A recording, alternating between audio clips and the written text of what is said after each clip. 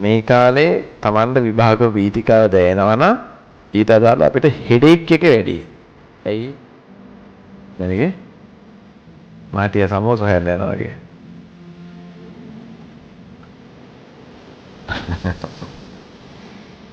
පොඩි ආතල්ලේකුත් තියෙන පොඩි වීඩියෝ එකක් කරලා දැම්මා. අගෝස්තු 10 කියලා කියන්නේ අපේ ජීවිතේ ඉවර වෙන දවස. මැනිකේ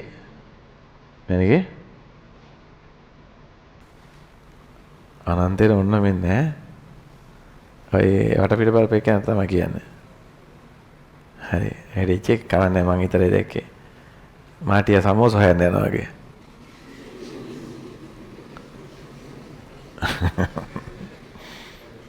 පොඩි ආතල්ලේකුත් තියෙන පොඩි වීඩියෝ එකක් කරලා දැම්මා.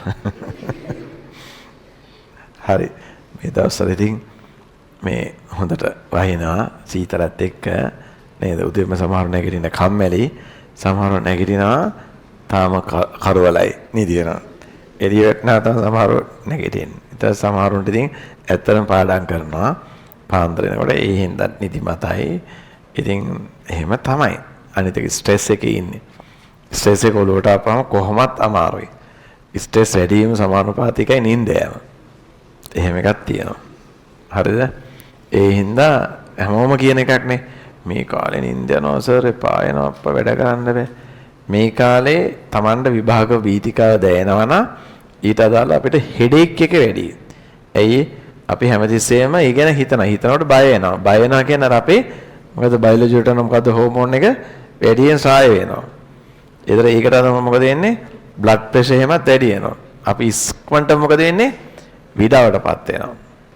ඒ මනස විඩාවටපත් වීම කියන්නේ මනස ඉල්ලන රෙස්ට් එක. ඒතර අපි මොකද කරන්නේ? අපි කෘතිම තමයි ඉතින් අල්ලගෙන ඉන්න try කරන්නේ. එතකොට ඉතින් පොඩක් අමාරුයි. හැබැයි at present ජීවත් වෙන ගොඩක් කට්ටිය කරන වැරද්දන්නේ. at present ජීවත් වෙන්නේ නැහනේ. මම ඔයාලට දැන් ඔය තව ජූලි මාසයේ ඉඳලා ඔයාලම වැඩ කරන්න ක්‍රමයක් කියලා දෙනවා. හරිද? දැන් ඇත්තම විභාගේ පටන් ගන්න අගෝස්තු 6 නේ. ජූලි මාසයේ ඉඳලා වැඩ කරන ක්‍රමයක් කියලා දෙනවා කියලා කියන්නේ දැන් කියන්නේ නැහැ කියන්නේ දැන් ඔයාලා වැඩ කරගෙන යනවනේ මොනවා හරි. ඒ ජූලි වල ඉඳන් කරන්න ඕනේ වෙනම ක්‍රමයක් තියෙනවා. හරිද? අගෝස්තු සාමාන්‍යයෙන් මට හිතෙන ටයිම් ටේබල් දුන්නාද? හරිනේ 6 වගේ පටන් ගන්නේ. මං හිතන්නේ සාමාන්‍ය ඔය දවස් තමයි ඉස්සර ඉඳන්. 10. පට්ටනේ. අගෝස්තු 10. අගෝස්තු 10 කියලා කියන්නේ අපේ ජීවිතේ ඉවර වෙන දවස. හරිද? ඔන්න ඔය අගෝස්තු 10 අහගන්නකෝ ඒක. ඕක ප්ලෑන් කරන විදිහක් තියෙනවා. මම දැන් චූටි කියලා නිකන් කිව්වොත් මනසට කාලය ඇති කියන්නේ. ඔය 10 වෙනිදා තියෙන්නේ බයෝ හෝ මැත්ස් නේ. හරිද? 10 නම් ඒක තියෙන්නේ අපි 3 වෙනිදා ඉඳලා. හරිද? ඔන්න මම එක කතාවක් කියලාම ඉන්නේ විනාඩි 5ක් කරා. ඔයාලට මාර සහනයක් එතකොට. ඔන්න බලන්න ඔය වැඩ කරන්න ඕන විදිහ මම කියන්නේ. ඔයාලට දෙනේ අප්පට හරි පට්ට කාලයනේ දින්නේ යකෝ. මරුනේ මේක. කියලා ඔයාලට දැනෙනවා.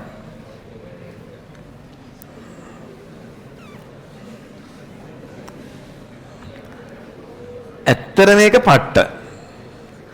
ඕන් අහගන්න ඈ. අහගෙන ඉන්න. ඔයා විභාගෙට මම සමස්ත කතාව කියන්නම්. ඔයා විභාගෙට බය වෙලා නම් ඉන්නේ. හරිද? කාලය මදි කියලා හිතනවා නා. දැන් මෙන්න මේ විදිහට බලන්නකො ඇත්තටම. එතකොට තේරෙයි කාලේ වෙඩිත් එක්ක. හැබැයි වෙඩිත් කියලා අනිත් පැත්ත නිදියන්න යන්න එපා. ඔන්න බලන්න කාලේ ඇති සහ දැන් ස්ට්‍රෙස් කියන එක ඔලුවට එන්නේ නැහැ එතකොට. ස්ට්‍රෙස් එක ආපු ගමන් අනිවාර්යෙන් මනස විඩාවටපත් වෙලා තිබුණටත් වඩා නිදිමත වැඩි වෙනවා. ගොඩක් කට්ටිය වර්තමානයේ ජීවත් වෙන්න බැරි ඔන්න ඔය ප්‍රශ්නේ හින්දා. කොච්චරකද බුදුහාමුදුරුවෝ වර්තමාන ජීවත් වෙන්න කියනනේ අතීතයට යන්නේ අනාගතයට යන්නේ at present. ඕක කාට හරි කරගන්න පුළුවන් නම් මේ අද දවස සිහියෙන් ගෙවනවා. අද දවස පළදයි ගෙවනවා. අද දවස සතුටුයි. හැබැයි අරක ප්ලෑන් එක තියාගෙන අර දවසේ අපි සිහියෙන් ගෙවන්නේ. තේරෙනවද? අන්න එතකොට තමයි ඒක රිලැක්ස් වෙන්නේ. අංක 1 ඔය පාඩම් කරන තැන පොත් කඳු ටික තියෙන්න බෑ. ඕක තමයි ලොකුම වැරද්ද. හරිද? ආයේ කිසි කතාවක් නැහැ පාඩම් කරන තැන ඔයාගේ මේසේ මෙතන තියෙනවා ඔන්න ෆිසික්ස් පොත් කන්ද මෙතන කෙමිස්ට්‍රි පොත් කන්ද, මෙතන තියෙනවා බයොලොජි පොත් කන්ද නැත්නම් මැත්ස්. හරිද?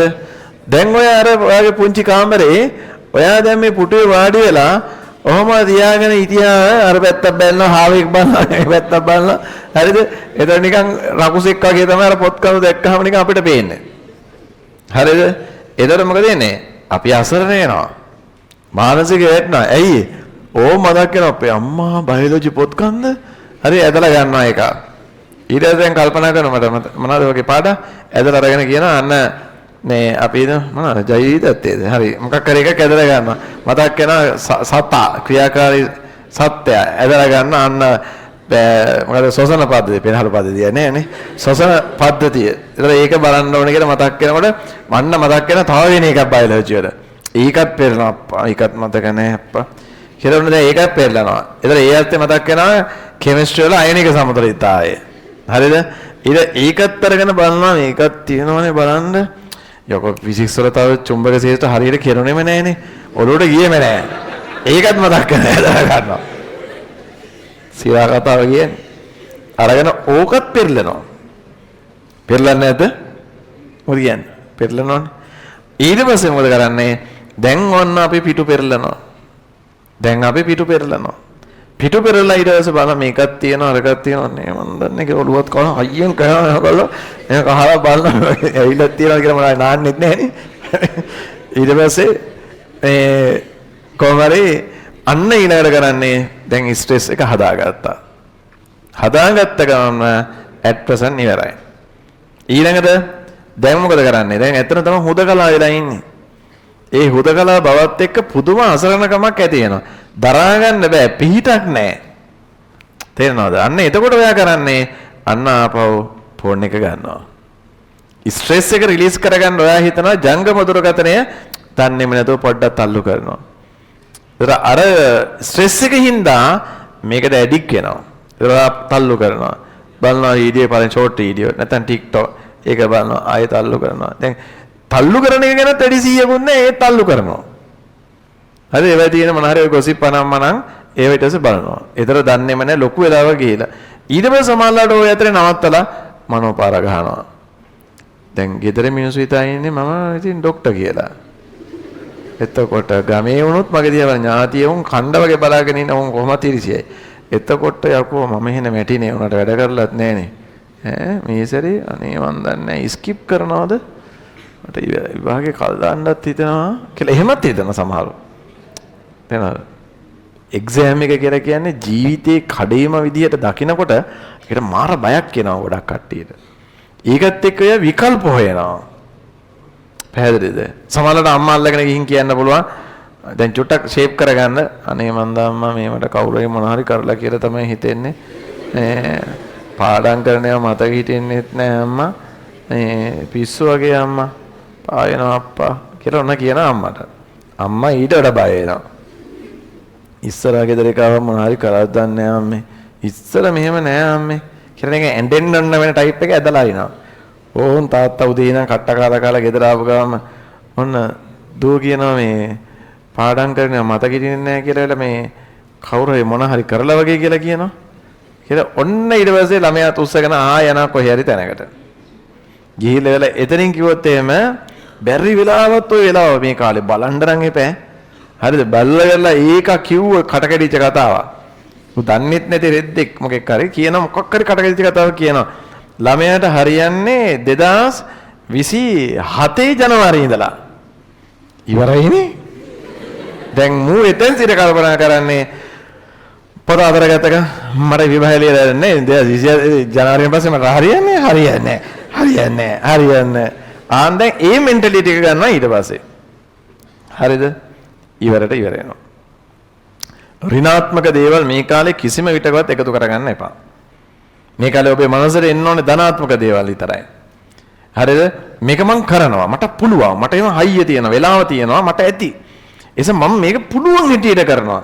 මම උසස් පෙළ කරනකොට මම ඒක ගෞරවාන්විතව මේක කරලා මෙතනින් අයගෙන එක වෙන එක. ඒකස මන් තුල ශක්තියක් තියෙනවානේ.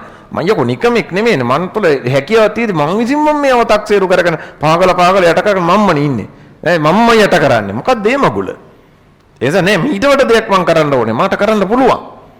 කියලා අන්න ඒක හදාගෙන මෙන්න මේ මනස නිවැරදි කරගෙන අංක 1 මෙතන තියෙන පොත් කඳු ටික අයින් කරමු. හරිද? ඒක වෙන කොහේ හරි තියමු. දැනටත් කොහේ තියෙනවද දන්නේ නැහැ සමහරවගේ නේද? හරිද? පිළිවෙලකුත් නැහැනේ. ඕක දැක්කොත් අපේ අම්මේ නේද? මෙන්න මෙහෙම එකක් වෙන්නේ නැද? හොයන පොත හැරෙන්න අනිත් ඔක්කොම හම්බ වෙනවා.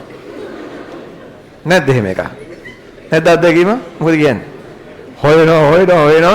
ගෙදර මල්ලි කෙනෙක් ඉන්නවා, ඌ අක්කා කෙනෙක් ඉන්නවා, ඌ තමයි ඉතින් පලි. නේ? මම කියලා තියෙනවා හෙද්ද මගේව අදින්න එපා කියලා විතර අදිනවා. මට ඕනේ හැටි මේ තියාගෙන ඉන්නේ මාර පිළිවෙලට.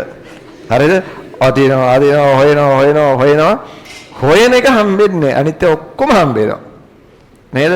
ඒ හින්දාත් මානස කරනවා. අපේ કોઈ පිළිවෙලක් නැහැ. නේද? ඕමනාවක් නැහැ. ඒ නිසා මෙතන තියෙන්න ඕනේ අනිවාර්යෙන් පාඩම් කරන පොත විතරයි. තේරෙනවනේ? පාඩම් කරන එක විතරයි තමන් වැඩ කරන ස්ථානයේ තියෙන්න ඕනේ. නැත්තම් අර කීයද වෙනවා. ඔය පොත් ටික ඔය හරි කලබල කරන්නේ නැතුව දෙමාපියන් කරදර කරන්නේ නැතුව ලෑල්ලක් හරි දාලා බිම හරි කමක් නැහැ ගඩොල් කැට දෙකක් තියලා ඕක උඩ හරි කමක් නැහැ තියන්න. තේරෙනවද?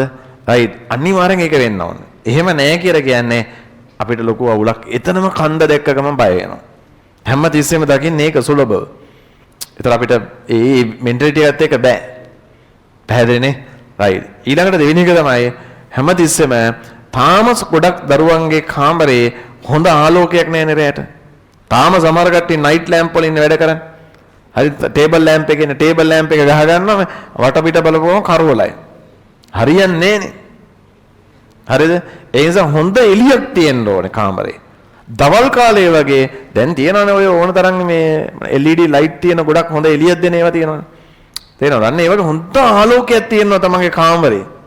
වැදගත්ම දේ. අනිත් එක තමයි පාඩම් කරන මේසේ මෙහෙමනම් මේකට ප්‍රමුඛව ඉදිරියෙන් අනිවාර්යෙන් ඔබේ ඇඳ පේන්නේ නැති වෙන්න ඕනේ. තේරෙනවද? ඒක ඉස්සර හැම දැක්කොත් එහෙම Tamanට හිතනවා කොහෙද ඇඳර පැන්නන මාරාතල් වගේ. තේරෙනවද? ඒ කෙලින්ම කෙටි විරාමයක් ගමු. විනාඩි 5ක් අම්මෝ අමාරු වලට කියලා ඇඳර පයින් ජපොස්කාරා කෙටි විරාමයේ පහවදා උදේ 10ට නැගිටින්නේ. ඊට පස්සේ උදේ නැගිටලා අන්න තමන්ලාට අම්මටම ආයෙ බයිනවා. චික් ඇහැරුවේ නෑනේ මේ අම්මා පාන්දර මට කතා කරන්නේ දද්ද දවසක් ඉවරයි. අම්මා නෙමෙයි පරි. නේද? කරුණාකරලා දැන් සමහර කට්ටිය ඔය එලාම් එක තියා ගන්නවානේ. එකක් එලාම් එක සමහර කට්ටියගේ පරම හතුරේ. වදිනවා සමානුපාතිකව සමහරව ඔබනවා. වදින්නත් ඕනේ. ඇහෙන්නත් බෑ වගේ සමහරව එලාම් එක තියන කොට්ටාසේ ගහන්නේ. ඇහෙන්නේ නැති වෙන්න. එක්ක තියනවා මේ දැන් කියන්නේ ඇහෙන්නේ නැති වෙන්න හිමි පොඩ්ඩක් තියෙනවා. සමහරුන්ට එලාම් එක ඇහිලාම දැන් ඒකට කන පුරුදු වෙනවා. නේ අල්ලම ගෙදර එකට ඇහැරෙන්නේ. උඹයිනේ සමහරවල් මොන මගුලක් දන්නේ නැහැ රුකයටත් වදිනවා කියලා. නේද? මම බොරුනේ මේ කියන්නේ. හරිද? ඊට උදේ නැගිටලා මට අහනවා එලාම් එක යොදවද? එහෙම අහනවා. නේද? රයිට් මේ සීරියස් කියන්නේ. හරි? ඒ නිසා ඒකේ රින්ගින් ටෝන් එක වෙනස් කරන්න දවස් 7 ගානේවත් අඩුම. තේරෙනවනේ? ඒක වෙනස් කරන්න. හැංගීම කියන එක ඔළුවේ තියාගන්න. අපි කරන වැරදි අහගෙන ඉන්න. තාම සමහර කොච්චර කිව්වත් ස්පෙෂලි ගෑනු ළමයි on the bed නේ පාඩම් කරන්නේ. හරිද? on the bed නේ පාඩම් කරන්නේ. ඇඳ උඩනේ පාඩම් කරන්නේ. නැත්තම් සර ඇඳ යටේ නේ. ඇඳ උඩ පාඩම් කරලා හරියන්නේ නැහැ. සමහරු තාම කම්බයින් මැත්ස් කරනකොට මැත්ස් විෂය තාම සර් හදපු නෝට් එක තියාගෙන තාම ගාන කියවන එකනේ කරන්නේ. සර් මෙහෙම අල්ලලා දෙනවා රයිට් අනුකල්පනය කරා රයිට් මේක ගත්තා ඔයා ඉතින් අධීක්ෂකයෙක් වෙලා හරියන්නේ නැහැ ප්‍රින්ටින් මිස්ටේක් බලලා වැඩන්නේ. තේරෙනවනේ? ඔයා කරන්න ෆිසික්ස් සමහරලාට එහෙම කෙමිස්ට්‍රි ගණන් හදන දේනවා එහෙම. ඔයා අධීක්ෂකයෙක් වෙන්න එපා. ඔයා කොල කැල්ලක් කරන් වැඩ කරන්න. තේරෙනවද කියන එක? නේ ගොඩාක් දරුවෝ කරන වැරද්දක්නේ. ඇඳලා ගියපු ගමන් රැයට තියෙන ලොකුම ප්‍රශ්නේ තමයි මధుරිලා කියන ප්‍රශ්නේ. නේද? මధుරුවගේ නේ මధుරිනේ. ඒතර එයා අපිට දෂ්ට කරනකොට අපිට ඒ හින්දා මොකද කරන්නේ? අපි net එක දා ගන්නවා පිළිවෙලකට. සමහර නම් net එක දාපු ගමන්මයි සතියෙම. හරිද? එතකොට මේ ඊළඟට අපි කරන්නේ ඔක ඇත්තට ගිහිල්ලා නේද? සමහරට බෙඩ් ෂීට් එකත් මෙතනටම පොරවගෙන ඇඳ විරේට කොට්ටේ තියාගෙන ඉතින් පොත අතර ගන්නවා. දැන් ඒතර මේ පාඩම් කරන ළමයිගේ විලාසය නෙමෙයිනේ.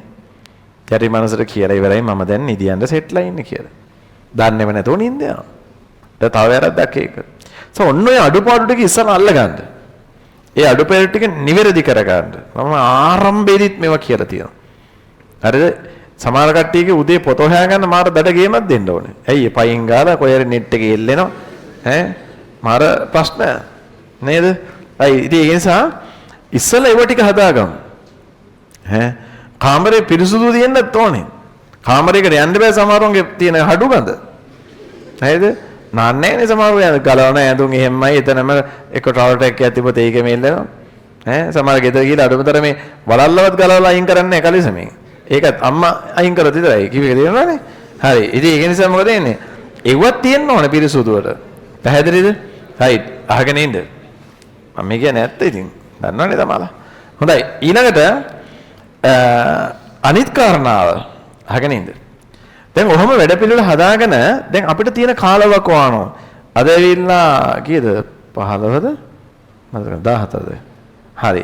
එතකොට අපි හිතමු ඔන්න මැයි හරි. මැයි ඇවිල්ලා 14. අපිට විභාගේ තියෙන්නේ පටන් ගන්නේ අගෝස්තු හරිද? ඔන්න 10. හරිද? එතකොට දැන් මැයි මාසයේ ඉඳලා බලන්නකෝ. ජුනි මාසෙ වෙනකොනුත් තියෙනවා. ඊළඟට ජූලි මාසෙත් තියෙනවා. ඊළඟටනේ පටන් ගන්න අගෝස්තු. හරි.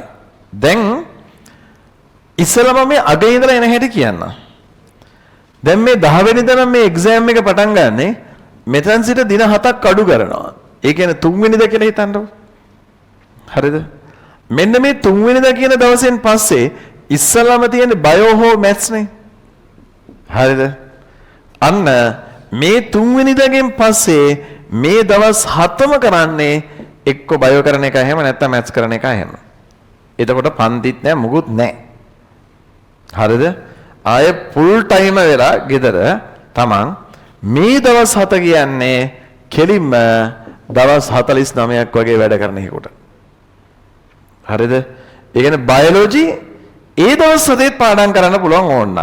එතකන් ඉන්නේ අද මුල්ලේ ඉඳලා ඕමනායෙන් බලාගෙන Tamanට පේපර් සෙට් එකක් ඕන නම් ආවර්ජනය කරන රිපීට් කරගෙන අදාළ දේවල් විශේෂ දේවල් මතක් කරගෙන මේ මැත්ස් කරන එකට බයෝ කරන එකට ඒ දවස් 7 පියෝ පාවිච්චි කරනවා.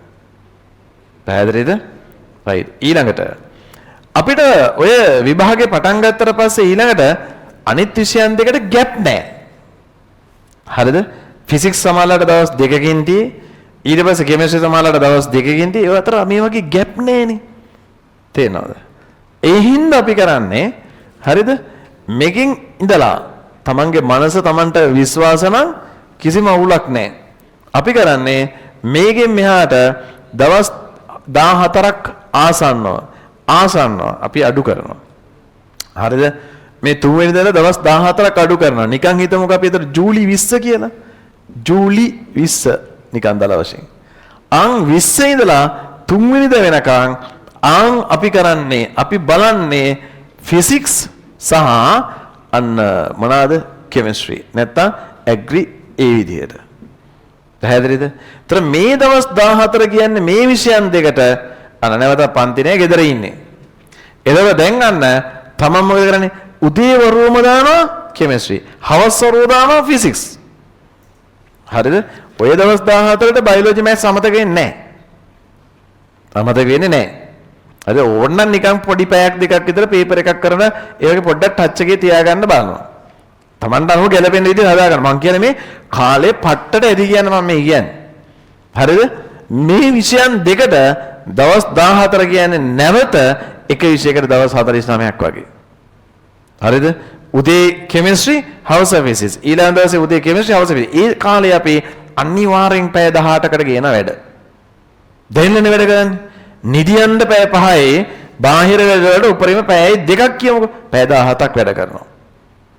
හරිද? ඒ කියන්නේ පැය 17ක් ගේනවා කියන්නේ මාර කන්දක් පාත් වෙනවා. අපි මෙතකනුත් වැඩ කරලානේ. දැන් මෙතන නෑනේ කිසිම එකේ බින්දුවේ පටන් ගන්න. ඉන්නද මෙතන බින්දුවේ පටන් ගන්න කවරේ? නෑ. මෙතන ඉලෙක්ට්‍රෝන වින්‍යාස ලියන්නකො මොකෙකුට හරි අනිවාර්යෙන් ලියන්න පුළුවන්. එහෙම මෙටි නෑනේ. තේරෙනවද? ඒ කියන්නේ කිසිම එකෙක් මෙතන බිඳුවෙන් පටන් ගන්න කවුරුත් නෑ. යම් කිසි දෙයක් දන්න ළමයි ඉන්නේ. තේරෙනවනේ? අපි තාමත් වැඩනේ. එහෙනම් අන්න දැන් මේ ඉදිරියේ තියෙන දේ කල්පනා කරලා අපි මේ ස්ට්‍රෙස් වෙන එක නවත්ත ගන්න මම මේ කියන්නේ. තේරෙනවද? අතීතයේ දේවල් කල්පනා කරනවා, ඉදිරියේ දේවල් කල්පනා කරනවා, ස්ට්‍රෙස් ඇන්ඩ් ડિප්‍රෙෂන් ඔය දෙක එකතු කර ගන්නවා. ඒතර අසාර්ථකයි. හරිද? එතකොට දැන් මෙන්න මේ කාලවකවානු මේ විෂයන් දෙක අර විදිහට කරගත්තාම මාර කන්දක් පාත් කරන සුද්ධ කරලා ඉවර කරගත්තා. ඊළඟට දැන් අහගෙන ඉන්නේ. ඔය ජූලි 20 එනකම් මැයි 14 ඉඳලා ඒ කියන්නේ පියෝ තියනවා ජූලි 20 ඉඳන් මැයි 14 කියන්නේ මැයි 20 ජුනි 20 ජූලි 20. ඒ කියන්නේ දවස් 60යි තව තියෙන 66ක්. නේද? එහෙම නේද? මැයි 20 ඉඳලා ජුනි 20 මාසයයි. ඊළඟ ජූලි 20. හරිද? ඒ කියන්නේ දවස් කීයක් තියනවද? 60යි 60ටත් වැඩි. අන්නේ දවස් 66 ඒ දවස් 66 කෙමිස්ට්‍රි ෆිසික්ස් බයෝ නැත්නම් මැත්ස් ඇග්‍රි ඔය අදාළ විෂය දරුවෝ අන්න දැන් අපි මේ ක්‍රමය අපි දුමු ටෙක්නොලොජි කරන දරුවෙක් නම් එයාට ගැලපෙන්න හදන්න ටයිම් ටේබල් එක දිහා බලලා යාළුවෝට කියන්නේ ඊළඟ අපි මේ ක්‍රමය කොමර්ස් කරන එක්කෙනෙක් එයාට ගැලපෙන්න කියන්නේ තේනවද ඕන විෂයකට මේක හරි ආර්ට් කරන එක්කෙනා ඒකට ගැලපෙන්න හදා ගන්නවා එයාලගේ තියෙන විෂය ગેප් එකත් එක්ක අන්න එතකොට මේන් මෙදා ඉඳලා මේ දවස් 66 කෙමිස්ට්‍රි ෆිසික්ස් මැත්ස් බයෝ වල අපිට ගොඩ ගැහිච්ච කඳු ටික තියෙනවානේ මේ කාලේ අපිට වැඩිපුර බලන්න ඕනේ අපි හිතමු කාටරි දරුවෙකුට කාලයකින් බලලා නැහැ කියලා අපි හිතමු පී ගුණුව කන්ද පාත් කරනවා ඩී ගුණුව දැන් අපි නම් කෙම් කයියකුත් දාලා දිනවා කන්ද පාත් කර ගන්නවා එතකොට මේ කාලේ අන්න මේ විෂයන් තුනේ ඒ විදිහට ගොඩ ගැහිච්ච වැඩ කඳු ටික පාත් කරලා අපි සමතලා කරලා තියාගන්න විෂයන් තුනම බැලන්ස් එකේ ඇදගෙන ගියන. ඒ කොහොමද බැලන්ස් එක ඇදගෙන යන්නේ? ඒ දවසකට වැඩ කරන්නේ දෙකයි. අපි හිතමු අද දවසේ මම කෙමිස්ට්‍රි නම් ඔබ මෙතන මාත් එක්ක දැන් ද්‍රාවිතව ගුණිතේ නම් ඔබ මාත් එක්ක වැඩ කරලා යන්නේ. පැය 8කට වැඩි කාලයක් ඔබ මාත් එක්ක වැඩ කරලා යන්නේ. තේරෙනවද? එහෙනම් ආයේ ගෙදර ගිහලා අද කෙමිස්ට්‍රි නෙමෙයි ආයේ බලන්නේ. අපි ෆිසික්ස්. ඒ අර බලපු ටික බලන්න හෙට දවසේ අපි යොදා ගන්නවා සමහරට කෙමිස්ට්‍රි. හෙට ෆිසික්ස් නම් පන්තියේ තියෙන හවස බලන්න කෙමිස්ට්‍රි. අද කරපු ටික ඉස්සල්ලා. කිව්වේ පැහැදිලිද? right දවසකට විතර විෂයන් දෙකයි. පන්ති තියෙන දවසේ ටයිම් එක එකක් හවස් වරුවේ තව එකක් ගන්න. පැහැදිලිද කියන එක? අන්න ওই ක්‍රමවේදයට අපි කරනකොට ඊළඟට එදිනෙදා පන්ති වල වෙන වැඩ තමයි යන්නේ විෂයන් තුනේ. ඊළඟට ගොඩ ගෙහිච්ච වැඩ ටික ඉවර කරන්න අන්න අපි දා ගන්නවා පන්තිත් නැති. එහෙම වෙන්නත් ඕනේ. පන්ති සමානුපාතිකේ ගොඩ යනවා ලංකාවේ වැඩිම සල්ලිකාරයන්ගේ දරුවෝනේ උසස් පෙළ ගොඩ යන්න ඕනේ. එහෙම වෙන්නේ නැහැ. එහෙම වෙන්නේ නැහැ. තේරෙනවද? ඒ නිසා අදාළ විෂයන් තුනට පන්ති තුනට ගියා පුළුවන් තරම් ඔන්ලයින් රැට බලන්න තියෙන ටයිම් එක මොන හරි ක්‍රමයකට අපිට අත්‍යවශ්‍ය දේ විතරක් ෆිල්ටර් කරලා අරගෙන අපි තනියෙන් වැඩ කරන වෙලාව ඉතුරු කර ගන්න ඕනේ. දැන් මේ ඔන්ලයින් අධ්‍යාපනයේත් එක තියෙන තව නරක පැත්තක් මේක. තනියෙන් වැඩ කරගන්න වෙලාව අඩු වෙනවනේ ඒක තුල. තේරෙනවද? ඒක නිසා අන්න ඒ වගේ Tamanට පියෝ ඉතුරු වෙන දවස් තියෙනවනේ. අන්න එදාට ගොඩ ගෙහිච්ච කඳු ටික පාත් කරනවා විෂයන් තුනේ මේ විදිහට. එදිනෙදා වෙන වැඩ ටික අර ක්‍රමයට ගලපගෙන යනවා පුළුවන් තරම්. ඊට පස්සේ අන්න අපි මොකද කරන්නේ?